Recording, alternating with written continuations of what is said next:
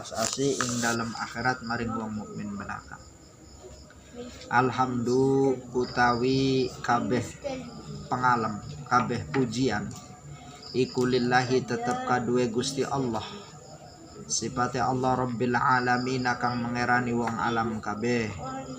Wassalatu utawi tambahe rahmat takdim. Wassalamu lan rahmat keselamatan iku ala asyrafil mursalina muga tetep ing atase luwih mulyane pira-pira utusane Allah. Luwih Iku ala asyrafil mursalina muga tetep ing atase luwih mulyane pira-pira utusane Allah. Sayyidina Muhammadin, Sayyidina rupane Gusti kita Muhammadin. Sayyidina rupane Gusti kita Muhammadin, rupane Kanjeng Nabi Muhammad. Wa ala alihi lan ing atase keluargane. Wa ala alihi lan ing atase keluargane Kanjeng Nabi wa sahbihi lan sahabate Kanjeng Nabi ajmaina ya sekabehane. I'lamu ma'asyiral ikhwan. I'lamu warwasira kabeh. I'lamu warwasira kabeh ma'asyiral ikhwani. He golongane pira-pira sedulur. I'lamu ngertia sira kabeh, warwasira kabeh. Ketahuilah olehmu ma'asyiral ikhwani, he golongane pira-pira sedulur. hai piro-piro Golongane pira-pira sedulur. Ma'asyiral ikhwani, he golongane pira-pira sedulur. Faqohana wa iyyakum fiddin. Faqohana wis mahamaken. Faqohana wis mahamaken na ing kita sapa Allahu ing Gusti Allah. Faqohana wis mahamaken, wis minteraken, wis mekihaken, wis minteraken na ing kita sapa Allahu Gusti Allah wa iyyakum lan ing iya sira kabeh fid dini ing dalam ilmu agama. Allah telah memberikan kepahaman kepada kita dan kepada kalian semua di dalam masalah ilmu agama. Jare Kiai Ahmad Zaini Dahlan. Wa alhamana lan wis maringi ilham. Wa alhamana lan maringi ilham sapa Allah na ing kita. Wa alhamana lan maringi ilham na ing kita rusdana dengan cara rusdana ing nuduhaken kita. Rusdana ing nuduhaken kita. Jadi ketika kita diberi petunjuk oleh Allah untuk memahami sebuah ilmu, sebuah pengetahuan, maka itu sebuah ilham. Jadi ilham yang datang kepada kita itu tingkatannya dengan cara ditunjukkan. Dan wa'adzana dan ngelindungi. Wa'adzalan nglindungi sapa Allah na ing kita min syururi anfusina saking pira-pira alane awake kita. Min syururi anfusina saking pira-pira alane awake kita. Jadi ilhamal malaikatil muqarrabin. Jadi ilham itu datangnya macam-macam. Ilham kepada para nabi, ilham kepada para sahabat, ilham kepada para tabi'in, ilham kepada para tabi'it tabi'in, ilham kepada ulama salaf, ilham kepada aulia Allah, ilham kepada para kiai, ilham kepada para ustad, ilham ning wong awam. Jadi ketika kita mau untuk mendatangi sebuah pengajian, maka hakikatnya di situ ilham Gusti Allah wis tekaning kita.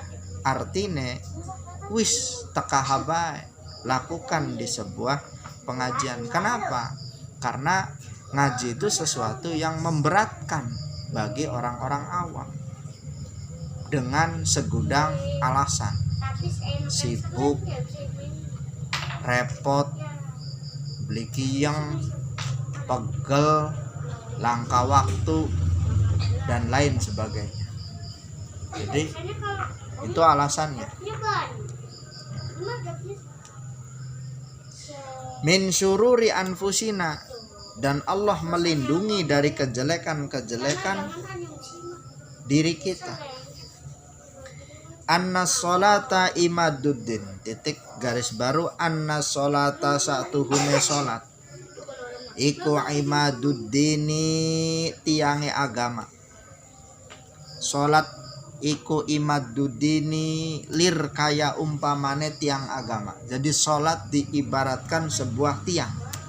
Jadi faman mangka utawi sapane wong, faman mangka utawi sapane wong, ini semboyan, inna sholata imaduddin faman akomaha faqad akomadin. Faman mangka utawi sapane wong iku akoma, lamun tah nglakoni sapa man ha ing sholat, ngadegaken, mendirikan. Barang siapa orangnya yang mendirikan sholat, melakukan sholat, faqad aqama mangka teman-teman ngadegaken. Faqad aqama mangka teman-teman ngadegaken sapa man ad-dina ing agama. Barang siapa orangnya yang melakukan sholat, maka sesungguhnya dia telah mendirikan agama. Jadi menegakkan agama. Agama Islam itu akan tegak dengan sholat. Jadi nggak perlu pakai spanduk, nggak perlu pakai semboyan sebetulnya. Jadi yang lain-lainnya itu hanya variasi saja. Jadi yang sesungguhnya tiangnya itu adalah sholat. Jadi nggak perlu ribut lah. Nggak perlu ribut. Jadi tiangnya itu sholat. Jadi lakukan sholat. Jangan sampai meriah melakukan peringatan hari besar, meriah melakukan seremonial, tapi sepi untuk melakukan sholat. Maka tegaknya agama Islam dilihat dari sholat.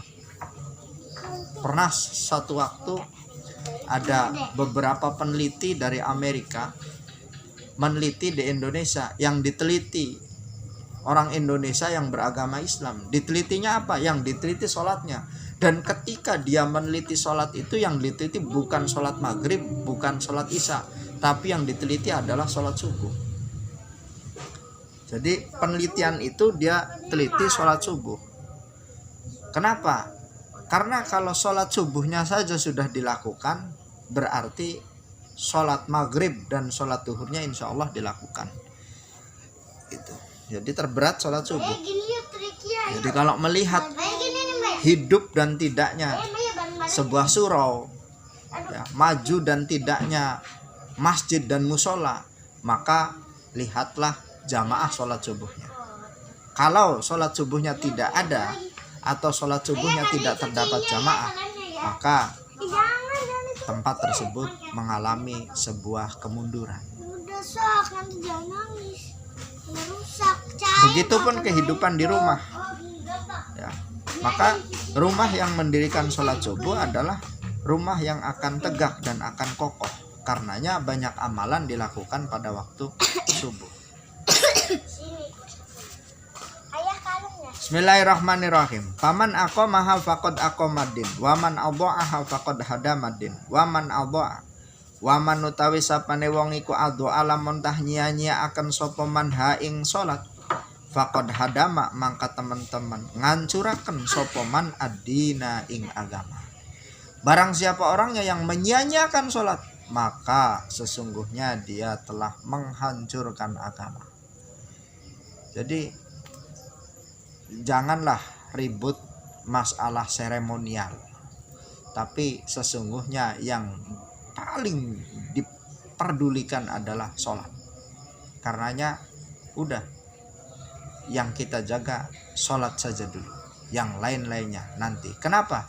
Karena sholat adalah hubungan kita langsung dengan Allah Subhanahu wa ta'ala, bukan dengan manusia. Kalau dengan manusia bisa dibuat-buat, dengan manusia bisa dibikin seremonial, tapi dengan Allah tidak bisa. Wa anna min a'dhamil masaibi wa akbahal qabaihi wal ma'ayibi at-tahawunu bis sholati wa tadyi'al jumu'ati wal jama'at. Titik tadi. Wa anna min a'dhamil masaibi lan setuhune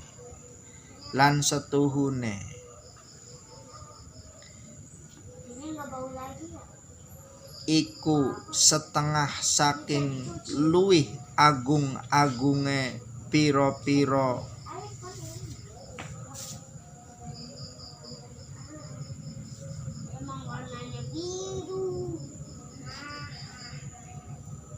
kelakuan masoib. Wa anna min a'dhamil masoibi lan setuhune iku setengah saking luwih agung-agunge piro-piro musibah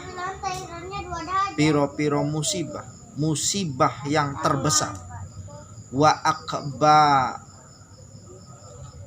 hil qobaihi lan luwih ala-alane piro-piro perkara kang ala. Lan luwih ala-alane piro-piro perkara kang ala, lan luwih jember-jembere piro-piro perkara kang jember. Qobaih itu menjijikkan. Wal ma'ayibi lan piro-piro aib. Ya. Jadi musibah terbesar, perkara yang paling menjijikkan dan termasuk aib pula. Apa itu? Iku at-tahawunu gegampang. Bisolati kelawan sholat. Jadi memudahkan. Sholat dorong gampang, sholat sih nomor loro. Jangan dibiasakan, walaupun itu sebuah gurauan dan candaan. Masa ya sira ibadah ning Gusti Allah kanggo guyonan. Silahkan bercanda, tapi tolong jangan masalah sholat. Karena sholat ini permasalahan yang sangat krusial dan individu. Gitu. Jadi sholat ini jadi barometer. Orang itu benar dan tidaknya terlihat dari sholat. Kenapa? Inna sholata tanha anil fahsya'i wal munkar. Jadi barometernya sholat. Jadi jangan sekali-kali gurauan, candaan dengan sholat. At-tahawunu gegampang bis sholati kelawan sholat. Wa tadyi'al jumu'ati lan nia akan Jum'ah. Ini sholat Jumat disia-siakan. Jumatan gampang. Jumatan ana duhur. Jumatan jangan. Karena Jumat ini sebuah simbol. 3 kali tidak melakukan sholat Jumat dicap ning malaikat. Apa capek? Munafik. Jadi jangan disangka. Ya terlepas masalah furu'iyah. Misalkan masjidnya ada 4, masjidnya ada 3, itu sih bukan masalah. Atau yang imamnya ini, di masjidnya ada masalah ini, ada masalah yang lain-lain, itu sih bukan masalah. Tapi kita lakukan sholat Jumat. Kemana melakukan sholat Jumat? Yang terdekat ketika kita mendengarkan suara azan. Maka adzan itu mana yang paling terdengar? Ya, kalau kita melangkah, langkahnya yang paling terdekat. Maka sholat Jumatlah. Ada di kantor, jangan berpikiran bahwa di kantor ini orang luar semua. Jadi akhirnya kita nggak sah sholat Jumatnya, akhirnya nggak ikutan. Walaupun di kantor mendirikan Jumat. Ya kalau kantornya isinya ribuan orang, kenapa tidak? Iya, misalkan PT Nabati itu karyawannya ada 12.000 orang. Kemudian sholat Jumat arep melu ning Masjid Banjaran, ya kebak Masjid Banjaran ya beli kemot. Jadi apa? Ya mendirikan sholat di dalam pabrik itu. Nah, kemudian kita berdalih dengan catatan dengan alasan lah mendingan sholat duhur dan lain sebagainya. Jangan. Kadang-kadang itu menipu kita. Jadi makom kita masih di sana. Beda lagi ketika kita bisa melihat Mekah. Ketika pandangan kita bisa melihat Mekah, ketika pandangan kita bisa melihat Istiqlal. Jadi tidak sholat di Nabati, kemudian kita ikut sholat Jumat Istiqlal. Kalau waktunya memungkinkan untuk ke sana, silakan. Misalkan di satu tempat, di satu daerah, kita ada didirikan Jumat di situ. Jadi tapi kita tidak sholat Jumat di situ, kita sholat Jumatnya ke Mekah, kita sholat Jumatnya ke Madinah, silakan saja. Karena makomnya itu sudah sampai sana. Intinya janganlah kau bersuudzon kepada yang lain.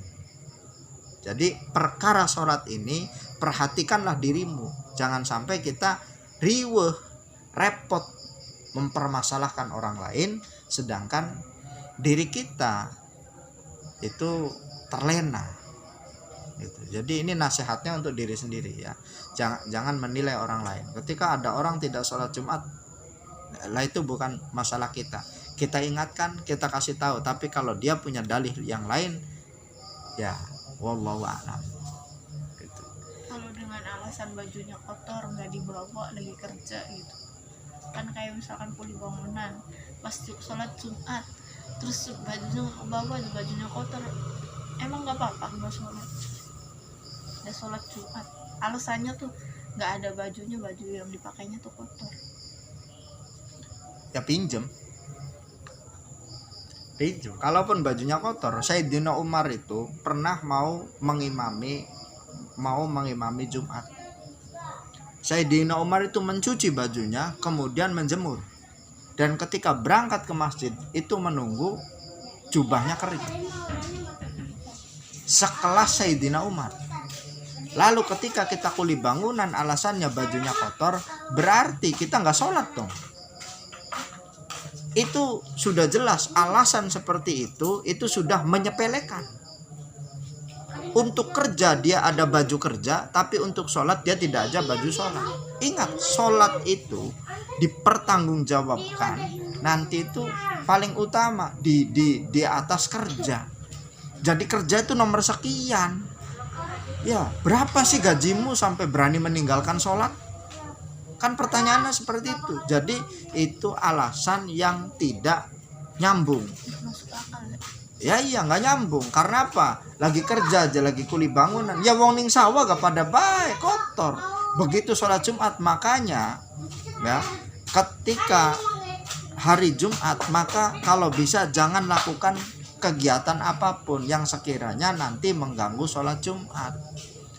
Gitu. Apalagi kalau sudah azan berkumandang, tinggalkan semuanya. Ketika ada proses jual beli pun maka tinggalkan. Kenapa? Karena sia-sia. Akan ada kerugian di situ. Itu adalah orang-orang yang merugi. Maka ketika beralasan itu si alasan. Kalau Jumat saja sudah tidak dilakukan, hanya seminggu sekali, apalagi sholat yang tiap hari. Sehari itu sholat ada 5 waktu. Sekarang kalau Jumat saja tidak dilakukan, dia mau sholat zuhurnya kapan?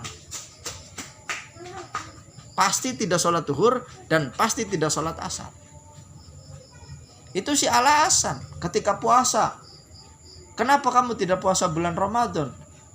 Saya sih musafir, saya sih lagi kerja. Itu bukan alasan. Jadi janganlah berkhelah. Wa makaru wa makarallah. Ketika kau itu makar itu ya. Jadi kita beralasan untuk tidak melakukan syariat Allah dengan alasan yang kadang-kadang itu menurut kita. Sekarang penting mana sih kerjaanmu dengan sholat? Itu aja. Jadi itu sih bukan alasan. Jadi ketika nggak sholat, karena 3 kali berturut-turut tidak sholat Jumat, maka dicap dia orang yang munafik. Munafik itu ketika diberi kepercayaan sudah jelas dia akan berkhianat.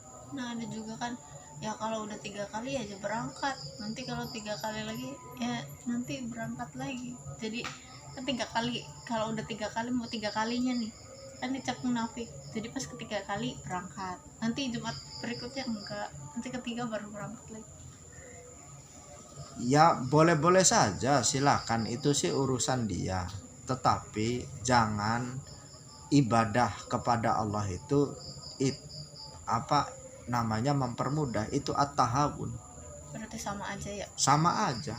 Jadi itu sih jadi mempermudah, seolah-olah Allah tidak punya hukum. Allah bisa dibodohi. Tidak begitulah. Ya kan ada aja karena ngertinya pahamnya kalau udah 3 kali nanti munafik. Jadi ya udah yang ketiga baru berangkat. 1, 2 Bahasa 2. munafik itu bahasa menakut-nakuti. Artinya jangan sampai 3 kali. Bukan berarti boleh meninggalkan Jumat, tidak. Jadi meninggalkan itu namanya tadyi'ul Jumat. Jadi menyia-nyiakan. Ingat, Jumat itu bandingannya itu dengan Lailatul Qadar. Lailatul Jumat itu bandingannya tuh dengan Lailatul Qadar. Jadi kalau Lailatul Qadar itu tahunan, 1 tahun sekali. Kalau Lailatul Jumat itu seminggu sekali, dan hanya datang tuh 1 minggu itu 1 kali. Itu namanya tadyi'ul Jumat. Dengan alasan apapun tidak bisa. Alasan bajunya kotor, alasan apa, itu sih alasan dia menyia-nyiakan.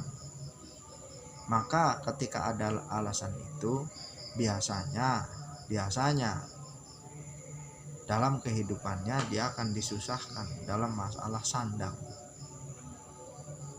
Hukumannya akan seperti itu. Ketika dia menyia-nyiakan syariat kepada Allah, maka ada hukuman. Hukumannya apa? Ketika dia beralasan kotor, maka yang akan terlihat oleh manusia di sekelilingnya dia akan selalu kotor. Pekerjaannya pun gak akan dapat pekerjaan yang bersih. Ini yang harus ditakuti. Jadi ada efek lain. Intinya tadyi'ul Jumat itu jangan. Ini akbahil qabaih wal ma'ayib. Ini satu perkara yang aib. Tidak Jumatan tuh aib. Ya. Boleh tidak Jumatan kalau dia sakit parah, sudah tidak bisa melakukan sholat Jumat. Ya. Di Madinah banyak orang melakukan sholat Jumat itu sholatnya sambil duduk. Artinya ketika dia terkena penyakit obesitas sekalipun, berdiri susah. Banyak yang melakukan sholat Jumat itu dengan membawa kursi dan dia duduk. Kenapa? Karena betapa mulianya Jumat. Al-Jumat sayyidul ayyam. Gitu. Jadi walaupun dia punya penyakit, berangkat. Jadi kalau sakitnya parah, boleh. Yang kedua, lupa. Yang ketiga, ketiduran. Lagi tidur atau lupa.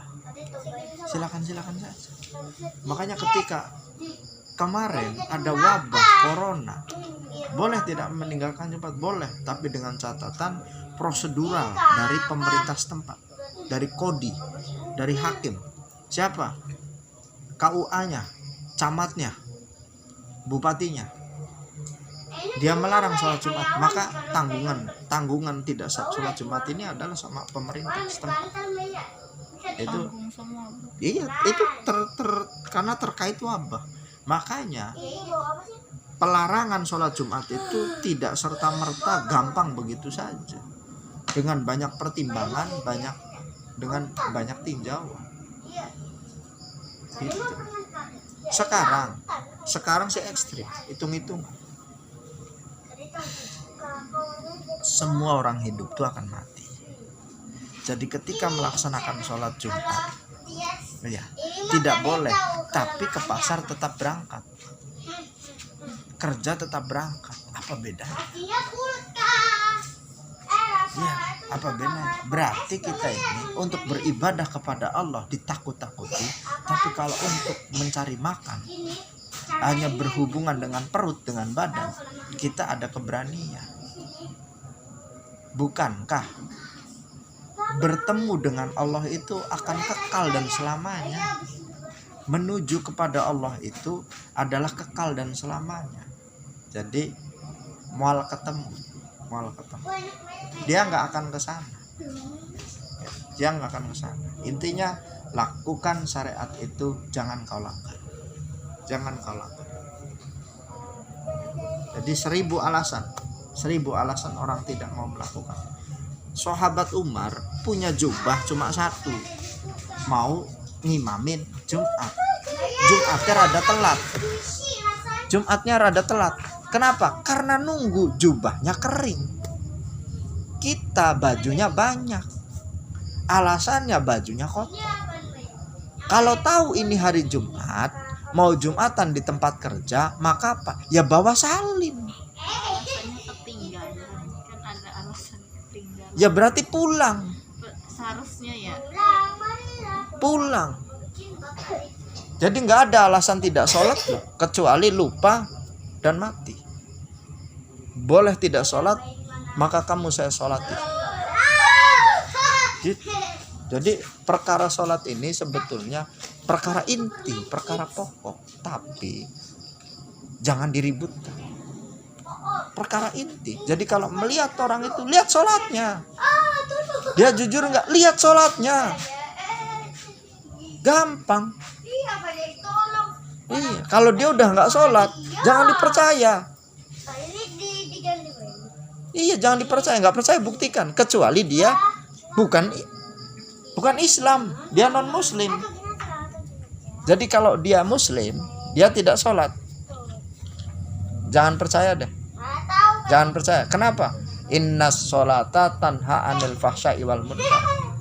Ketika kerjasama pun, kerjasamanya akan ada masalah. Ketika melakukan hubungan kerja, maka kerjanya akan ada masalah. Kenapa? Karena lihat dari sholatnya. Gitu. Jadi kalau mau cari yang sholat dulu. Banyak kok orang yang sholat. Jadi kalau ada pembukaan lamaran kerja, maka syarat utamanya apa? Siap melakukan sholat 5 waktu. Insya Allah perusahaanmu sukses. Iya, dunia akhirat tuh. Jangan takut misalkan waktunya kepotong. Sholat berapa menit sih? Iya kan, sholat berapa menit? Ngabisin rokok 1 batang sama sholat tuh cepetan sholat. Ngabisin rokok 1 batang, ngopi 1 gelas. Sering tuh ngopi bergelas-gelas. Tapi untuk melakukan sholat enggan, males. Itu si alasan. Jadi itu tadi at-tahawunu bis sholati wa tadyi'al jumu'ati wal jama'ati allati rafa'allahu biha darajati wa kafara biha sayyiati wa ta'abbada biha ahlal ardh allati kang rafa'a kang ngluhuraken, allati kang rafa'a kang ngangkat atau ngluhuraken, ngangkat sapa Allahu Gusti Allah biha kelawan al jum'at wal jamaat atau jamaah, biha kelawan al jum'at wal jamaat ad-darajati ing piro-piro derajat. Allah akan derajat orang yang melakukan sholat Jumat dan sholat jamaah.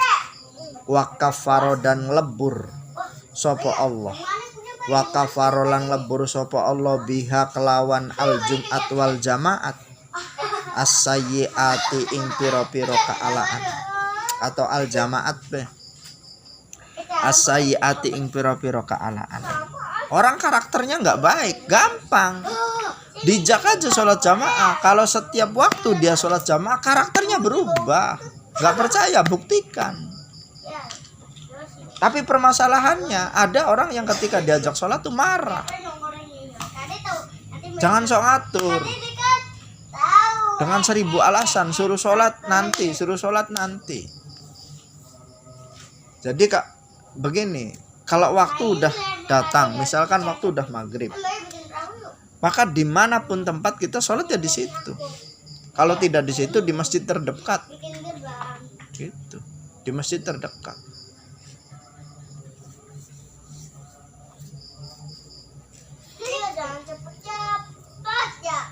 Jadi kadang-kadang ada alasan karena tidak mau melakukan sholat. Kenapa ya? Karena sudah biasa. Karena sudah biasa di rumahnya nggak melakukan sholat. Kemudian dia bertamu di rumah orang. Maka alasannya apa? Nanti sholatnya di rumah saja. Sedangkan perjalanan dia dari tempat itu ke rumah tuh lebih dari setengah jam. Waktunya ya keburu habis. Intinya apa? Jelas dia tidak sholat. Jadi susah merubah karakter orang yang tidak mau melaksanakan sholat. Nah terus derajatnya pun gak akan tinggi-tinggi. Derajatnya hanya segitu-gitu aja. Gak percaya, buktikan. Allah itu akan mengangkat derajat orang-orang yang mau melakukan sholat jamaah. Ya. Kalau dia mau melakukan sholat jamaah, baik dengan istrinya, baik dengan keluarganya, ataupun di musola,